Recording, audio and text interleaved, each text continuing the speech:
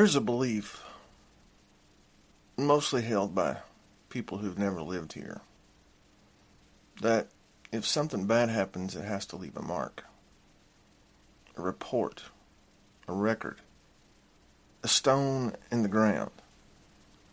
But Appalachia has never worked that way. Hello, friends, and welcome back to the Pine Grove Briar. Before we get into this story, I want to ask you something. And I want you to actually think about it. How would someone disappear without running? Not flee, not hide, not die. Just stop being present in the official world. Because this story isn't about one person. It's about an entire family who lived, worked, paid their dues, and then quietly vanished from the record like they'd never been there at all. Census records are funny things. People treat them like truth, like the gospel. But they're only as accurate as the person holding the pencil and the honesty of the people answering the door. In Appalachia, those doors didn't always open. And sometimes, when they did, they didn't tell the whole story. See, up here the census wasn't about identity. It was about being known enough to be left alone. You told them what they needed, nothing more. In most parts of the country, if a family vanished, something followed. A court record, a missing persons notice, a land dispute. But in the mountains there was another option, silence. And silence, when everyone agrees to it, works.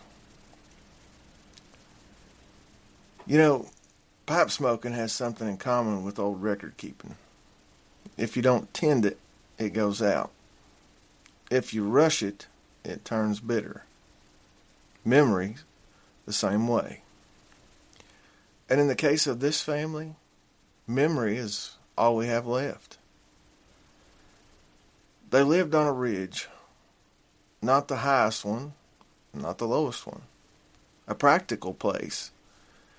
They appear in records starting in the late 1800s. Husband, wife, children. They were farmers, seasonal labor.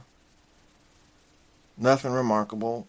And that's what makes what happened next so unsettling. Because ordinary families don't just vanish. And yet, by the next census, every single one of their names is gone. No death records, no relocations listed, just absence. And the neighbors, they remembered them. They just didn't remember them the same way. Let's talk about who they were. Because disappearance only matters if someone existed long enough to be known.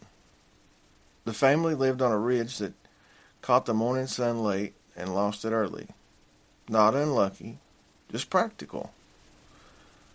The father worked when work was available. Timber, rail, seasonal farm labor. The mother kept a garden that neighbors remembered as neat but quiet. That phrase comes up more than once. They weren't reclusive. They weren't unfriendly. They just didn't linger.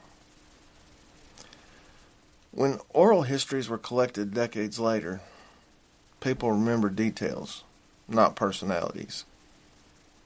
How the children walked to school together. How the mother always paid in cash. How the father stood when he talked.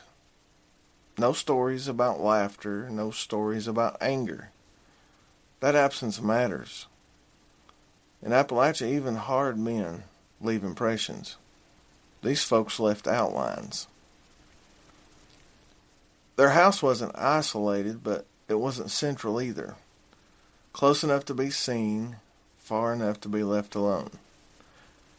Neighbors passed it regularly. No one recalls visiting often. And that's not an accusation. That's how life worked. You respected distance. You respected routines. You did not, under any circumstance, press where you weren't invited. Here's the first thing that doesn't sit right. The family appears in multiple records. Census, tax, school enrollment. Then, 1 year before they vanish from the census, the children stop appearing in school logs. Not transferred, not marked absent long term, just not there anymore. No one reported concern. That bothers people now, but it wouldn't have then. Children were pulled from school all the time. Work, illness, weather, or decisions that didn't really need explaining. You ever notice how some things only feel strange after they're over? At the time they feel ordinary. That's the danger of hindsight. We want warning signs. Most of the time, there aren't any. Just patterns that stop. Neighbors later said that they noticed the house had just gone still. Not abandoned, not empty looking, just still. No smoke, no washing hung out, but the door stayed shut. No broken windows, no panic, just closure. The census taker came through the region on schedule. Same route, same notebook. And when he reached the ridge, he didn't list the family. No notation, no comment. They were simply just not there. Here's where this becomes something more than rumor. There are no death certificates, no church burial records, no probate filings, and just as telling, no migration paperwork. Families that moved usually left trails. These folks left none. It's like the official world just agreed to forget them. And this is the part that keeps historians up at night. Within 2 years of the family's disappearance, the land changes hands. Quietly. No sale record, no dispute, just reassignment. Neighbors later said, well, someone had to tend it. That answer is doing a lot of work. When asked what happened, stories diverge, but not wildly. One neighbor said they went west. Another said they had trouble.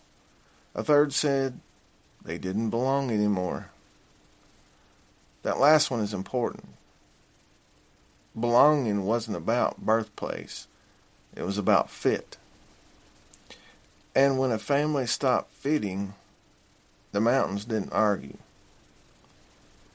Silence doesn't mean ignorance. Sometimes it means agreement. That's uncomfortable for modern ears, but it's honest.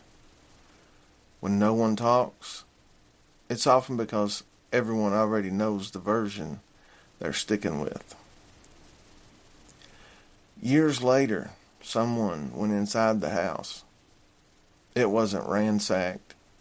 Furniture remained. Cookware remained. Personal items, though, were gone. Not scattered, not abandoned, removed. Carefully. No descendants ever came back asking questions. No letters, no claims. The ridge just absorbed the absence. And if you're smoking a pipe along tonight, this is a good moment to slow things down. The Gatlin-Burley tobacconist understands that some blends aren't meant to be rushed, because the flavor only shows up if you give it room. Just like the stories that take their time. Also, don't forget our friends at Sewell's Woodworks, makers of functional wood and 3D printed pieces from flag hanging art to pipe accessories and gear built for razor riders.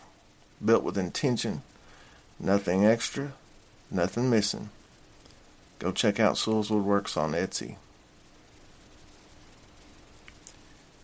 Now here's the part people really want to skip. The part where we name what this probably was. It wasn't magic. It wasn't folklore. It was community enforcement. Quiet, informal, and effective. That doesn't mean murder. It means resolution. And why didn't anyone talk? Talking would have reopened something that had already been handled. And once handled, it stayed that way. Not out of fear, out of maintenance. Belonging in Appalachia has always come with terms. Most people meet those terms without effort. Others, well, don't. When that happens, the mountains don't fuss. They just wait. And you might wonder why anyone remembered them at all. Because disappearance without chaos leaves a shape, a gap. And gaps invite questions, even if no one answers those questions. There's really no moral here, no lesson. Just a truth that doesn't sit quite comfortably in modern language. Entire families can disappear. Without running, without dying, without a single document to mark the moment.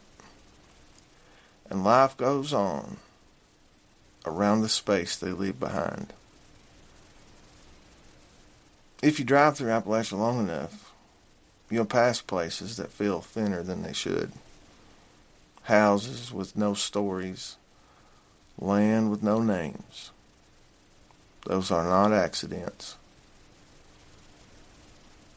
And tonight's story wasn't about who vanished. It was about how easy it is, when everyone agrees, to let someone disappear. This has been the Pine Grove Briar, and until next time, keep your pipe lit and your powder dry.